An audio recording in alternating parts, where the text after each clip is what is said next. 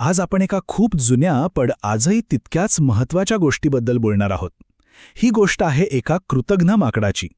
विश्वासघाताची ही कथा थेट जातक कथांमधून आलेली आहे. म्हणजे यात एक खूप खोल अर्थ दडलेला आहे. कधी विचार केलाय का की आपण एखाद्यासाठी मनापासून चांगलं करतो पण त्या बदल्यात आपल्याला धोका मिळतो, तेव्हा नेमकं काय होतं? हाच प्रश्न या कथेच्या अगदी केंद्रस्थानी आहे. चला याचं उत्तर शोधण्याचा प्रयत्न करूया. तर आपण ज्या कथेबद्दल बोलतोय ना, ती एक जातक कथा आहे. आता जातक कथा म्हणजे काय? सोप्या भाषेत सांगायचं तर ही स्वतः गौतम बुद्धांनी त्यांच्या एका पूर्वजन्माबद्दल सांगितलेली गोष्ट आहे आणि त्यामागे एक महत्त्वाचा धडा शिकवण्याचा उद्देश आहे. ही कथा तशी सरळ नाही आहे. म्हणजे एका कथेच्या आत दुसरी कथा आहे. चला तर मग आधी आपण बाहेरची फ्रेम समजावून घेऊया. म्हणजे मूळ कथा सांगण्यामागचं कारण काय होतं ते पाहूया. तर झालं असं की एके दिवशी बुद्धांचे शिष्य आपापसात बोलत होते आणि विषय होता देवदत्त नावाच्या एका व्यक्तीचा. त्याचा विश्वासघाती स्वभाव आणि त्याची कृतज्ञता यावर त्यांची चर्चा सुरू होती. आणि हीच चर्चा ऐकून बुद्धांनी त्यांना एक गोष्ट सांगायला सुरुवात केली. म्हणजे इथे दोन मुख्य पात्र आहेत. एका बाजूला आहेत गुरु म्हणजे स्वतः गौतम बुद्ध आणि दुसऱ्या बाजूला आहे विश्वासघातकी म्हणजे त्यांचा चुलत भाऊ देवदत्त. याच देवदत्तच्या वागण्यामुळे ही संपूर्ण कथा जन्माला आली. चला आता आपण त्या मुख्य बोधकथेकडे वळूया जी बुद्धांनी त्यांच्या शिष्यांना ऐकवली. कथेची सुरुवात एका जंगलात एका अगदी साध्या प्रसंगाने होते. कल्पना करा, काशी राज्याचं एक घनदाट जंगल. त्यातून एक ब्राह्मण प्रवास करतोय आणि त्याला एका खोल विहिरीजवळ एक माकड दिसतं जे तहानेने अगदी व्याकुळ झालंय, तडफडतंय.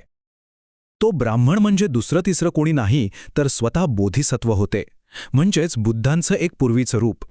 त्या ब्राह्मणाने त्या माकडाची अवस्था पाहिली आणि त्यांचं मन द्रवलं. त्यांनी जराही विचार न करता खूप कष्ट घेऊन त्या खोल विहिरीतून पाणी काढलं आणि त्या तहानलेल्या प्राण्यासाठी एक हाऊद पाण्याने भरून दिला.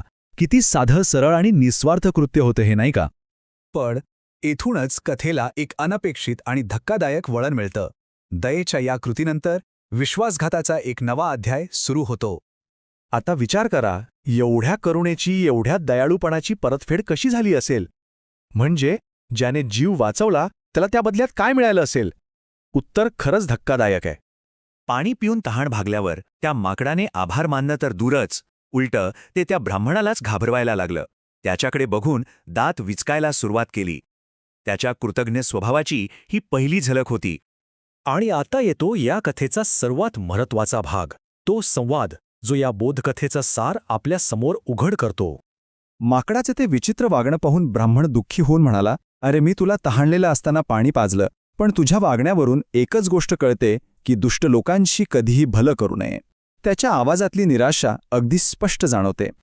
यावर ते माकड जे उत्तर देतं ते ऐकून तर थक्कच व्हायला होतं. ते अत्यंत निर्लज्जपणे म्हणालं, मी तुझ्या डोक्यावर घाण करणार कारण हीच आमची पद्धत आहे. उपकार करणाऱ्याचं असंच भलं करायचं. किती भयंकर विचार, नाही का? आणि ते माकड फक्त बोलून थांबलं नाही, त्याने झाडावर चढून आपल्या धमकीप्रमाणे त्या ब्राह्मणाच्या डोक्यावर विष्ठा टाकली आणि किंचाळत जंगलात गायब झालं. हा अपमान आणि विश्वासघाताचा कळस होता. आता कथा पुन्हा वर्तमानात येते. बुद्ध गोष्ट संपवतात आणि आपल्या शिष्यांना त्या कथेचा खरा अर्थ समजावून सांगतात. बुद्ध गोष्ट संपवताना शिष्यांना सांगतात की देवदत्त फक्त याच जन्मात असा वागतोय असं नाही. त्याचा हा कृतज्ञ स्वभाव जन्मोजन्मीचा आहे. तो पूर्वीच्या जन्मातही केलेल्या उपकारांची कधीच जाणीव ठेवत नसे. आणि इथे या कथेचं खरं रहस्य उलगडतं. बघा, तो कृतज्ञ माकड दुसरा तिसरा कोणी नसून तो होता देवदत्त. आणि तो दयाळू ब्राह्मण ते होते स्वतः गौतम बुद्ध त्यांच्या पूर्वजन्मात. आता कळलं ही गोष्ट का सांगितली जात होती? सगळा संदर्भच बदलून जातो, नाही का? तर मग या संपूर्ण गोष्टीतून आपल्याला काय शिकायला मिळतं? पहिली गोष्ट म्हणजे कृतज्ञता हा काही लोकांच्या स्वभावात अगदी खोलवर रुजलेला असतो. दुसरी गोष्ट, कधीकधी माणसाची एक कृतीच त्याचा न बदलणारा स्वभाव दाखवून देते. आणि सगळ्यात महत्त्वाचं, जातक कथा भूतकाळातील गोष्टींमधून वर्तमानात कसे जगावे याचे धडे देतात. आणि जाता जाता एक प्रश्न तुमच्यासाठी.